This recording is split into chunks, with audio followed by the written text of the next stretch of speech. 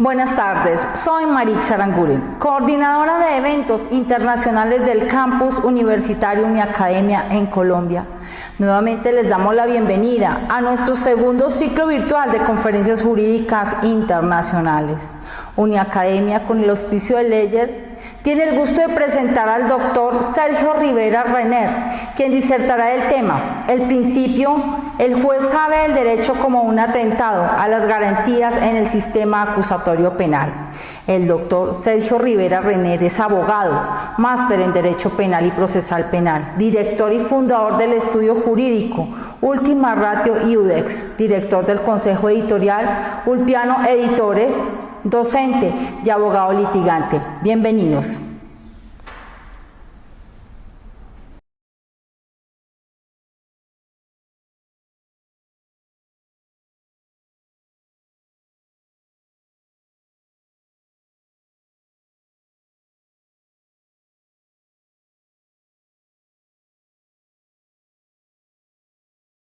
Tengan ustedes buenas tardes, amigos de Latinoamérica y quienes vienen siguiendo el ciclo de conferencias de la Uniacademia. Y también quiero agradecer a la editorial Leyer como a la doctora Maritza, quien ha hecho llegar esta invitación a mi persona. Muchas gracias por la invitación a estas valiosas conferencias que vienen desarrollando en su ciclo de conferencias internacionales. Muchas gracias. El tema que traemos ahora para que sea considerado en estas conferencias viene a ser: el juez conoce el derecho como una lesión a las garantías dentro del proceso penal acusatorio. El proceso penal está compuesto por tres sujetos necesarios que debieran existir: un acusador, un imputado y un juez que va a dirimir el conflicto entre estas personas. Es así que en los sistemas modernos se ha logrado encarnar al acusador, que antes era un procurador, y la encarnación de este acusador viene a ser el Ministerio Público, en algunos países el Ministerio Fiscal. Es esta la figura que viene formando parte del triángulo procesal, denominado así por el profesor Rosenberg, Leonardo Rosenberg. Y dentro de estas cuestiones en materia penal, para que el Ministerio Público pueda ser activado y para que se inicie una investigación, se hace necesario, en primer lugar, que de estas figuras y de esta situación exista un hecho que sea típico, una conducta delictiva que vaya a ser buscada. Y es así que para estas cuestiones y para esta evolución del procedimiento se crean diferentes figuras, pero ante estas nos encontramos ante la fase negativa del Jura curia novit, que es el juez sabe el derecho, que es el de no poder actuar nemo iudex sin actore ex officio, es decir, que no puede actuar el juez sin actuación, porque esto sería actuar de oficio. No puede existir esta actuación de oficio por parte de un tribunal, y esta solamente podrá existir cuando existan cuestiones sumamente vinculadas a una mejor situación, por ejemplo, el derecho a la libertad, que los jueces están obligados a verificar el tiempo de detención de un detenido, por ejemplo, en Bolivia. Y a esta actuación también existen reglas precisas sobre esta actuación de oficio, pero cuando nos encontramos en un procedimiento que tiene una congruencia dinámica, diremos así, el principio de congruencia dinámica, que es conformado por el avance de pasos dentro del proceso que sean correlativos y que vengan vinculados a la misma cuestión. En ese contexto y en ese orden de ideas vamos avanzando sobre este principio. Este principio tiene sus antecedentes no tan específicamente claros, y quien ha generado una mejor investigación sobre este principio vendría a ser el tratadista español perseguido por la dictadura en su país, que es el doctor Santiago Sentis Melendo, quien en su obra Jura Curia Novit, él desarrolla esta parte histórica del principio y nos dice que este principio más era una llamada de atención cuando los abogados venían redundando sobre cuestiones en sus alocuciones, en sus alegatos. Los abogados hablaban mucho y no aterrizaban sobre el punto. Entonces, ante esta situación, lo que ocurría con el juez en ese entonces, en los tiempos de la Grecia antigua, y posteriormente llegar a tiempos de Roma, es en los cuales sucedía que el juez se cansaba de escuchar a las partes hablar, bueno, al abogado en este caso, y decía Jura Curia Novit, el juez sabe el derecho. Abogado, deje de dar vueltas, yo conozco el derecho, yo voy a resolver. ¿Cuál es el hecho? Eso es lo que nos decía el profesor Santiago Sentis Melendo. Posteriormente, ya los avances de este principio dentro del derecho procesal civil hacen de que exista la posibilidad de que la autoridad jurisdiccional, siempre observando el hecho, pueda realizar una modificación de la calificación solicitada por el demandante, nos decían antes en el proceso civil. Y muchos de los principios contenidos dentro del proceso civil son absorbidos por el derecho procesal penal, y dentro de ellos está este principio. Y este principio, que a una primera vista sobre la quaestio facti, es decir, son las cuestiones de hecho, y determina un cambio sobre la quaestio juris. Eso es lo que mantiene este principio. Y es en este momento que debe existir una correlación entre lo que se acusa y lo que se va a sentenciar. Incluso debe existir una correlación entre lo que se ha investigado, lo que se va a imputar, lo que se va a acusar y lo que se va a sentenciar. ¿Por qué? Porque solamente si el hecho es típico, el Ministerio Público tendrá la podrá ser percutado, para realizar la investigación adecuada. Es decir, solamente si el hecho es típico, puede ser quien va a buscar un ilícito para su correspondiente sanción. En este orden de prerrogativas nos encontramos ante la existencia de este principio. Este principio tiene vinculado dentro de sí, en materia penal, cuestiones necesarias para la persecución. Vale decir que no solamente basta que se esté buscando un hecho, porque esto generaría, y la aplicación desmedida de este principio implicaría que el Ministerio Público solo busque hechos y en ningún momento venga o busque la sanción de un ilícito. Y en este orden y en este cronograma de acciones que viene realizando el Ministerio Público, solamente podrá sancionar a aquellos que son ilícitos, buscar la sanción de aquellos que son ilícitos penales.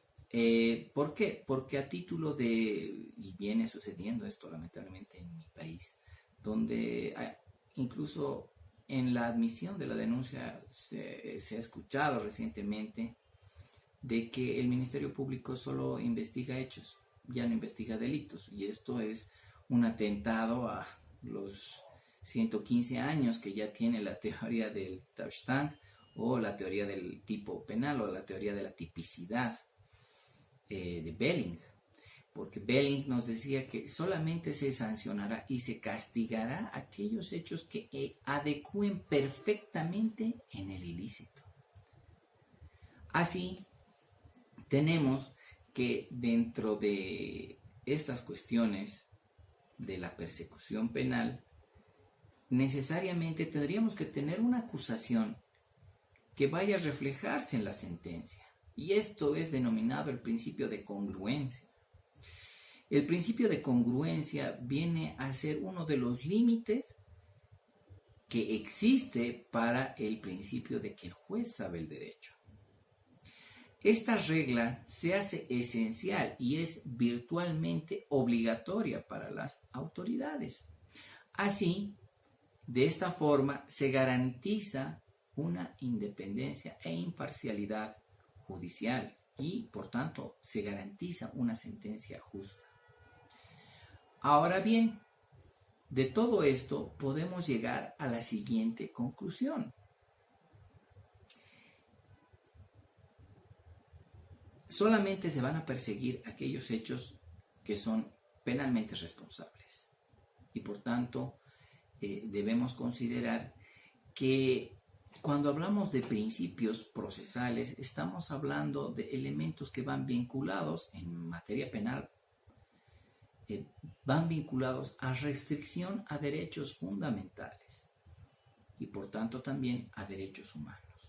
Así, la Convención Americana de Derechos Humanos, o más conocida como el Pacto de San José de Costa Rica, nos da unas garantías mínimas a todos los que nos encontramos siendo firmantes de este acuerdo internacional y bajo los principios del Pacta Sunt Servanda que ha asumido cada gobierno al firmar este acuerdo internacional, a garantías mínimas para el procesado.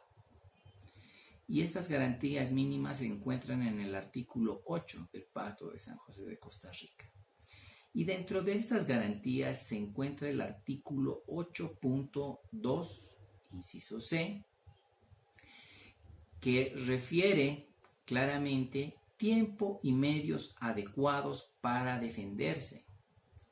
Así, incluso la Corte Interamericana en la interpretación que hace de esta norma ha referido de que para la existencia misma de este cuerpo internacional y para que este derecho quede completamente consagrado y respetado, al procesado se le debe dar la oportunidad de conocer el hecho, la posible calificación que venga a tener el ilícito. A esto también se debe sumar que el proceso penal le garantiza estas cuestiones al imputado. Ahora bien, pasemos al escenario del principio. Se instaura un juicio, pongamos el ejemplo, por una falsedad material, y en el transcurso del proceso resulta de que ingresan testigos y se determina de que existe una falsedad ideológica. Se cambia la naturaleza del ilícito y se sanciona a la persona con esta nueva calificación. Lo que este principio refiere, según los tratadistas sudamericanos como la profesora Ángela Ledesma, quien es opositora a este principio por las lesiones que ocasiona, es de que al violentarse la congruencia entre lo acusado y el resultado, nos encontramos ante una figura que realmente lesiona el derecho a la defensa, porque somos sorprendidos los defensores por esta nueva calificación. Se dirá, pero bueno, es una misma falsedad, pero los elementos que configuran el tipo son totalmente diferentes. Y si nos dicen, pero en el transcurso del juicio se podía haber defendido esto, claro, pero no se nos ha dado una etapa prudente para que nosotros podamos asumir la defensa en este punto. Esta cuestión hace claro que nos encontramos ante la evidente y total lesión del principio de congruencia y, por tanto, el derecho a una sentencia congruente, el derecho a la defensa, el derecho a un tribunal o juez imparcial, el derecho a la presunción de inocencia en la regla de prueba o regla de juicio. ¿Por qué? Porque a la evolución de esta solicitud existe esta fractura al derecho fundamental, a los derechos fundamentales mencionados. Entonces, ¿hasta dónde puede llegar el órgano jurisdiccional? Es una de las preguntas esenciales, porque como ya lo dijimos, el tribunal o el órgano jurisdiccional o el órgano de administración de justicia, en este caso, el tercero en discordia, como lo diría el profesor prefecto Andrés Ibáñez, es el que debe hacer la revisión solamente de si existe carga probatoria o no, y no cargar él con la prueba e interpretar la prueba en contra de una de las partes, porque él se encuentra en una posición imparcial, como diría un tratadista español, es decir, que no puede ser parte, o además de apartarse de reglas de imparcialidad. Con todos estos elementos también se lesiona el derecho a la defensa y el derecho a la presunción de inocencia. Ahora bien, sobre el elemento del principio iura curia novit, o el juez sabe el derecho, nos encontramos también ante una evidente actuación, ya como parte por parte del órgano jurisdiccional encargado de evitar excesos y ser un órgano apartado del conflicto, un tercero que observa y que va a resolver la cuestión. Pero lamentablemente sucede que si el imputado, como en el ejemplo anterior que hacía referencia, logra desvirtuar totalmente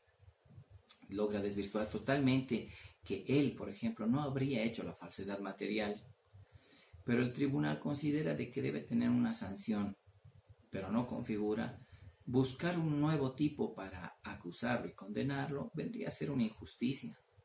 Y también vendría a ser una actuación de parte por función del tribunal, porque ellos lo único que tienen que hacer es administrar la justicia sin apartarse a ninguno de los lados.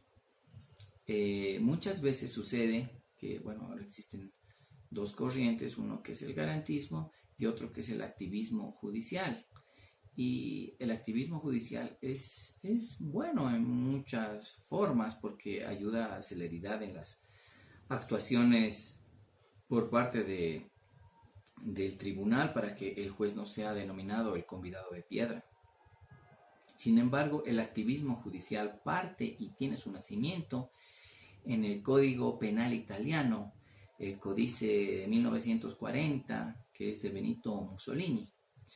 Y si bien existen cosas rescatables por parte de esta normativa donde el juez tiene un rol activo, existen cuestiones en las cuales el activismo judicial ya tiene una participación como un juez solidario. Y el juez no puede ser un juez solidario en cuestión de condenar a una persona.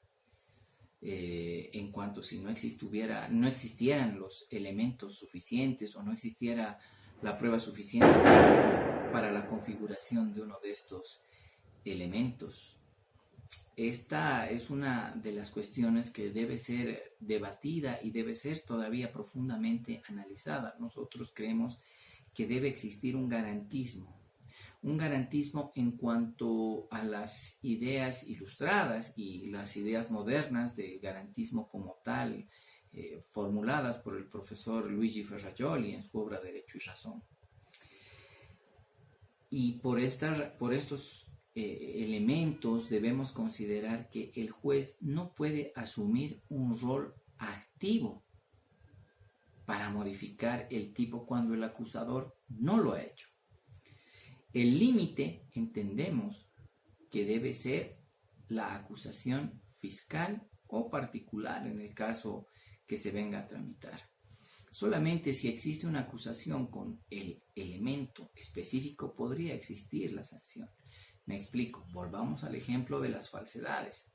Si existe una falsedad material, que en nuestra legislación vendría a ser la fabricación total de un documento falso, y si se demuestra de que esta persona no ha falsificado el documento, pero posteriormente en el transcurso del proceso pretenden decir de que sí ha existido una falsedad ideológica, es decir, de que las ideas son falsas, y no existiera una pericia, el tribunal, a los efectos del principio del iura curia novit, lo que hace es condenar a la persona. Y ahora sí, ingresamos dentro de los derechos que se lesionan. El profesor Julio B.J. Mayer refiere de que para poderse aplicar este principio necesariamente tendría que existir una advertencia por parte del tribunal al imputado y decirle de que va a existir un cambio de calificación del ilícito probablemente. Esto nos lo dice el profesor Julio B.J. Mayer, y este razonamiento es positivado, digámoslo así, en el Código Guatemalteco. El Código Guatemalteco asume esta posición y este llega a ser un conflicto que recibe este país en el caso Fermín Ramírez. En el caso Fermín Ramírez, lo que ha sucedido es algo que llena una expectativa sobre cómo se debería tocar este principio. Y la Corte Interamericana de Derechos Humanos ha referido sobre este principio de que debe hacérsele conocer al imputado el cambio de calificación que va a tener dentro del proceso. Lamentablemente, la Corte Interamericana no refiere que sea obligatorio para el imputado conocer qué calificación ya tendrá. Y bajo ese contexto y ese orden de ideas nos encontramos ante que, si bien se le dice al imputado va a cambiar la calificación jurídica, no nos dicen nada en cuanto a que vaya a cambiar la sanción por el ilícito o por el tipo penal. Y más adelante, mucho más adelante, la Corte Interamericana refiere que para estar satisfecho como derecho a ser respetado el artículo 8.2, inciso C del Pacto de San José de Costa Rica, debe existir necesariamente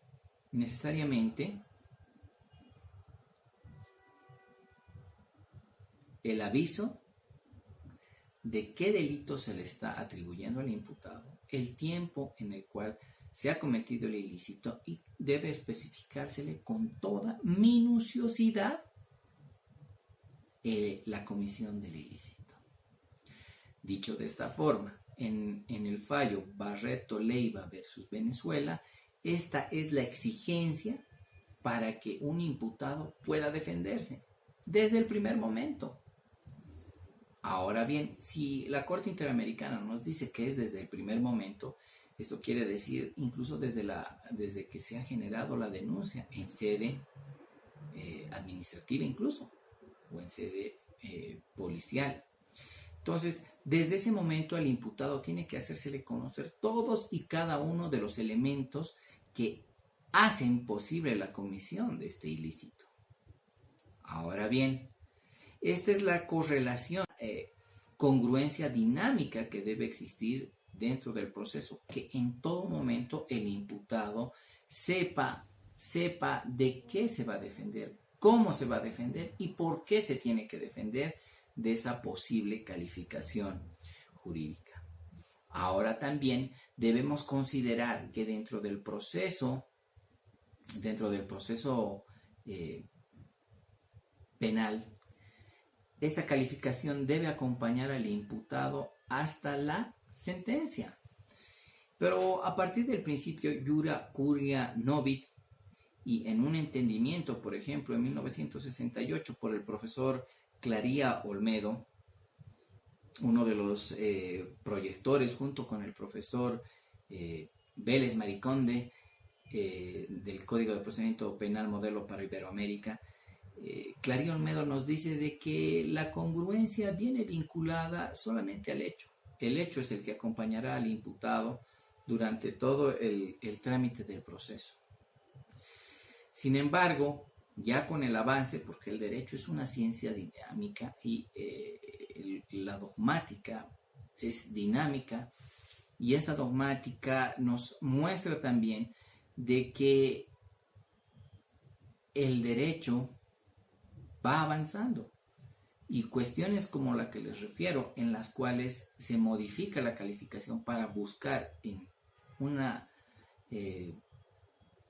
una solidaridad de sancionar al imputado por parte del tribunal y los acusadores, violenta la independencia, violenta el derecho a la defensa, sorprende a la defensa con el cambio de calificación. Si durante el proceso, que dure 1 año o 2 años, se ha defendido de una calificación y nos modifican la calificación en juicio, nos encontramos ante la fractura de este derecho fundamental, que es la defensa, la presunción de inocencia, el derecho a una sentencia congruente entre la acusación y lo sentenciado, entre lo pedido y lo resuelto. El límite del tribunal, entendemos entonces que es el nemo iudex sine actore ex officio, que quiere decir no puede existir un juez que actúe de oficio sin un actor que lo pida. Y este vendría a ser uno de los límites. Por tanto, identificamos como el primer derecho lesionado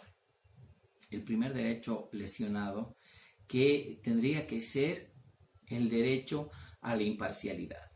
La imparcialidad, que es considerada como la fórmula en la cual el juez actúa sin tener interés en el proceso y sin actuar de forma intencionada en favorecer a una de las partes. Esa es la imparcialidad. El profesor Julio B.J. Mayer refiere de que debe existir una advertencia al imputado del cambio de la calificación. La Corte Interamericana refiere de que debe existir esta advertencia, pero si está normativizada dentro de un procesamiento penal. Pero si no existiera esta garantía, ¿qué es lo que sucede? El principio queda libre a una búsqueda para encontrar la sanción al imputado, esté o no en el proceso. A esto, la sugerencia que vengo planteando en recursos es la aplicación del principio pro persona, prevalencia de norma y prevalencia de interpretación. Y si el imputado no ha conocido esta calificación, pedimos la aplicación del artículo 8.2c del Pacto de San José de Costa Rica, que el imputado conozca con minuciosidad qué es lo que se acusa y qué es lo que se pretende encontrar con esta acusación. Bajo ese contexto tenemos que tener todos los elementos para podernos defender, tanto del hecho como de la calificación jurídica, la quaestio facti y la quaestio juris, para poder lograr una defensa eficaz. Así también Vázquez Rossi, en Argentina, el profesor Vázquez Rossi ha determinado de que es necesaria una correlación entre acusación y sentencia. Si existiera una fractura entre lo que se estaría pidiendo y lo que se está sentenciando, estaríamos ante la violación del principio de congruencia y por tanto del derecho a la defensa. Bajo este parámetro que nos da el profesor Vázquez Rossi, podemos determinar de que estas lesiones a los derechos fundamentales en aplicación de este principio se manifiestan claramente. Ya hemos encontrado la imparcialidad. Pasemos a la presunción de inocencia. La presunción de inocencia, que según el profesor Torres, recabando sentencias del Tribunal Constitucional Español, refiere de que la presunción de inocencia tiene 2 elementos, los cuales son la regla de trato y la regla de juicio. Y entre la regla de trato está de que el imputado en todo momento sea tratado como inocente, que a los efectos de esta conferencia no ahondaremos en ella. Pero sobre la regla de juicio, que es la que nos importa y nos sustenta en este momento, se encuentra que quien acusa carga con la prueba, pero esa prueba viene apuntada y enfocada a un ilícito determinado en un hecho. Si entendemos de que Belling hace ya más de 115 años ha hecho el estudio del tipo penal para que ninguna conducta se aleje del marco previsto en la normativa, nos encontramos ante una cuestión en la cual lo que se investiga son hechos típicos. Y si durante toda la investigación se ha hecho un análisis de este elemento, nos encontramos incluso volviendo al ejemplo que se dio hace un momento de la falsedad material y la falsedad ideológica, que ambos tipos penales son repelentes, como lo ha referido el tratadista español Muñoz Conde, y debemos entender de que no puede calificarse para otro tipo el hecho cuando ha sido defendido de una forma durante toda una etapa, durante todo un juicio. Y peor aún, si no se hace ni siquiera la advertencia a la posible calificación que se va a hacer. Si se da un año o si se dan 3 meses o 6 meses para la preparación de una defensa sobre una calificación jurídica, el cambio sí va a afectar a la defensa en el elemento derecho a la defensa prevenida. Pero esta prueba, y ahí es cuando atacamos o creemos que este principio lesiona el derecho a la presunción de inocencia en cuanto a la carga de la prueba. Si bien la carga de la prueba ha sido aportada por el acusador, no debemos dejar de lado que el tribunal empieza a enfocar de manera diferente a lo que se ha presentado por parte del acusador para adecuarlo a otra conducta, para de esta forma lograr una sanción sobre la persona. Y a esto también debe llegarse a comprender que el tribunal, con estas dos acciones de no advertir y de tener una intención de condenar, el tribunal se aparta de precisiones establecidas, las cuales son de ser sujeto solamente a la Constitución y a las leyes. Y estar sujeto a la Constitución y a las leyes no implica necesariamente tener que sancionar a las personas. Y esto se tiene porque al Estado en realidad no le interesa la verdad. Sí es un fin buscado, pero una verdad procesal o forense. Sí puede ser una verdad buscada, pero debemos entender de que esta verdad tiene límites y esta verdad no puede ser buscada a título de sanción de personas que han buscado defenderse y son sorprendidas por una calificación totalmente diferente. A esto también debe sumársele que esta calificación debe necesariamente obedecer a lo que se ha aportado y producido y no a una función interpretativa de la prueba. La prueba tiene que ser valorada, no interpretada. Y para hacer la aplicación del principio iura, curia, novit, se están interpretando las pruebas. Y bajo este alcance y este razonamiento, podemos decir de que si al Estado no le interesa la verdad como tal, porque de no existirle, no existirían en los códigos la preclusión, por ejemplo, no existiría la extinción, no existirían las duraciones máximas y extinciones por estas cuestiones. Incluso si al Estado le interesara la verdad a ultranza y de todas formas, estamos hablando de estados democráticos, no les interesaría extinguir las causas por fallecimiento de los imputados. Es decir, que al Estado no le interesa, al Estado sí le interesa dar justicia, que es lo correcto, pero la justicia también es absolver a las personas, no solamente sancionar. bajo todas estas reglas y estos parámetros entendemos de que la presunción de inocencia le garantiza al imputado el derecho a la duda sobre los alcances. Y si, por ejemplo, toda la prueba no alcanza para demostrar que ha existido falsedad material, pero se llega a decir de que sí ha existido falsedad ideológica, no debiera aplicarse el principio para buscar esta sanción, porque existe duda sobre la falsedad material y es modificada por una falsedad ideológica, haciendo de esto este solidarismo judicial que hace daño a la administración de justicia, porque le quita la fe al ciudadano sobre quien administra justicia. Este garantismo que debe prevalecer es el que debe ser aplicado. Por tanto, sobre el derecho a la presunción de inocencia, vemos que el principio iura curia novit viene lesionando este elemento. El siguiente derecho que se ve lesionado es el debido proceso como tal. El debido proceso como tal, siendo aquel que debemos entender que no tiene una definición clara en ninguna parte del mundo. Sin embargo, entendemos que el debido proceso es una idea que debe ser el proceso. ¿Cómo debe ser el proceso?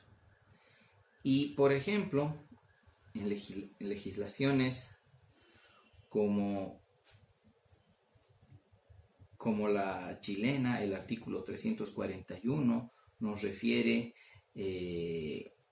este límite al principio del iura curia novit, o el artículo 448 del Código de Procedimiento Penal colombiano, que refiere que el acusado no podrá ser declarado culpable por el hecho que no consten en la acusación, ni por delitos por los cuales no se ha solicitado la condena. El Código colombiano de ese entonces, si es que no ha tenido alguna modificación, es claro sobre esta limitación al principio, de que no puede ingresar a una calificación diferente por el tribunal. Lamentablemente, en países como el mío, el principio iura curia novit es utilizado de manera arbitraria y discrecional. Y como bien lo dice Zaffaroni en su libro El enemigo en el derecho penal, el darle el mínimo espacio al ser humano para que sea arbitrario hace de que se abra la brecha para que sea arbitrario en todo. Por tanto, esta cuestión como un debido proceso, como una regla regulada para el imputado, de manera convencional bajo el principio pacta sunt servanda por los estados firmantes del Pacto de San José de Costa Rica, implica que todo procesado que se encuentre en un sistema de administración de justicia tiene el derecho de tener tiempo y medios efectivos para conocer la acusación o el hecho que se le pretende sancionar. Estas cuestiones hacen evidente que en un Estado constitucional y convencional este principio debe ser utilizado lo menos posible, o por lo menos erradicado cuando no existen elementos probatorios. A esto debe tenerse en cuenta de que existe una división específica y el derecho a la defensa consiste en saber quién nos acusa y quién nos juzga. Si en un momento el tribunal nos llega a acusar modificando la acusación, modificando la calificación de la acusación, está apartándose de aquella regla de acción y jurisdicción. La acción o el actio lo tiene quien va a pedir una pretensión al Estado, no el Estado que asuma su propia pretensión. Y cuando el órgano jurisdiccional o judicial es el que se aparta, está rompiendo su independencia y esto violenta el debido proceso, porque es uno de los elementos componentes de un debido proceso. Bajo este panorama también tenemos en cuenta de que este derecho a tener un juez imparcial es fracturado. La garantía de un tribunal independiente también es fracturada. En el caso Fermín Ramírez versus Guatemala, lo que sucede es que el tribunal advierte, tal como lo ha referido el profesor Julio B.J. Mayer, el tribunal advierte, cumpliendo normativa de ese país, advierte al imputado de que iba a existir el cambio de calificación dentro del proceso. Pero en este punto nos encontramos ante que el tribunal le dice al imputado, la calificación va a ser cambiada, defiéndase. Pero si no se le dice qué calificación va a existir, si no se le dice cómo puede defenderse de la nueva calificación, porque no se sabe cuál es la calificación, estamos ante una defensa a oscuras donde no vamos a ver de qué nos tendríamos que defender. A esto se suma nuevamente que nos encontramos ante el conflicto de la imparcialidad del tribunal, que viene asumiendo el rol de parte, apartándose de lo que es la imparcialidad, apartándose de lo que es la imparcialidad. Es decir, que toma una función de parte. Ahora, ante esta figura totalmente mal utilizada y que viene dañando y sentenciando incluso a personas inocentes, porque se debe buscar la sanción sí o sí, podemos observar el antigarantismo escrito por el profesor Javier Llobet, donde incluso los abogados en la Alemania nazi tenían que buscar la posibilidad de tener la menor sentencia para sus defendidos, porque sí o sí iban a tener una sentencia. Y aquí sucede esta aplicación desmedida del principio Jura Curianovit, o el juez sabe el derecho. ¿Por qué? Porque llegaban al tribunal y así esta conducta no sea típica, tenían que tener una sanción. Tenía que existir un castigo para esta persona. Entonces, bajo este alcance, no puede ser que una persona tenga que ser 100% sancionada, así no configure la figura, vamos a modificar el tipo de ir al tribunal y vamos a sancionar a la persona. Esto no puede ser entendido en este alcance. Para la limitación de este principio del Jura Curianovit, tenemos la aplicación del principio de congruencia entre relación de acusación y relación con lo a ser sentenciado. Y bajo este contexto y este alcance normativo de lo que va a suceder, debemos observar claramente que la regla principal es observar la acusación y tener una sentencia. Ahora bien, ¿el principio de congruencia va a garantizar el derecho a la defensa? Claro que sí, lo va a garantizar. ¿Por qué? Porque nos encontraremos ante la posibilidad efectiva de podernos defender, oponer a la pretensión de un acusador. Y cuando me refiero a acusador, no me refiero al tribunal, porque cuando el tribunal modifica las bases de la acusación, se genera esta fractura. El entendimiento de que el hecho puede ser subsumido a otras conductas es una cuestión que viene vinculada a lo que denomina el profesor Nelson Pessoa como el encuadre múltiple.